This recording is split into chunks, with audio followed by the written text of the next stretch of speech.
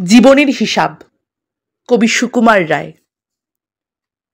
বিদ্যে বোঝাই বাবু মশাই চড়ি শোকের বটে।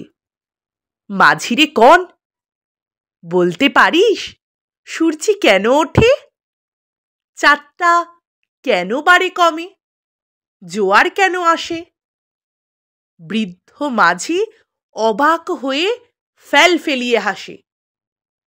বাবু বলেন, সারা জনম মরলি রে তুই খাটি, জ্ঞান বিনা তোর জীবনটা যে চারিয়ানাই মাটি।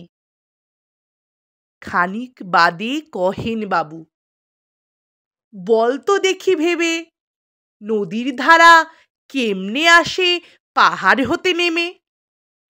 বলতো কেন লবণ পোড়া সাগর ভরা পানি?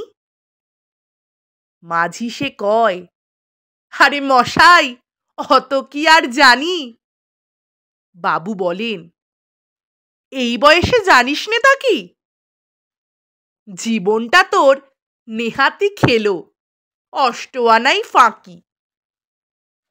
আবার ভেবে কহেন বাবু, বলতো ওরে বুড়ো, কেন এমন নীল দেখা যায় আকাশের ওই চূড়ো? বলতো দেখি সূর্য চাঁদে গ্রহণ লাগে কেন? বৃদ্ধ বলে, আমায় কেনে লজ্জা দেহেন হেন? বাবু বলেন, বলবো কি আর, বলবো তোরে কি তা? দেখছি এখন জীবনটা তোর 12 আনাই বৃথা। খানিক বাদে ঝড় উঠেছে, ঢেউ উঠেছে ফুলে। বাবু দেখেন নৌকোখানি ডুবলো বুঝি দুলে।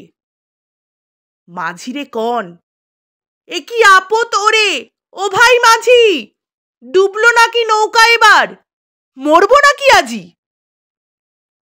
মাঝি শুধায়, সাঁতার জানো? মাথা নাড়েন বাবু। মূর্খ মাঝি বলে, মশাই এখন কেন কাবু? বাঁচলে শেষে আমার কথা হিসেব করো পিছে, তোমার দেখি জীবনখানা 16 আনাই মিছে। নমস্কার।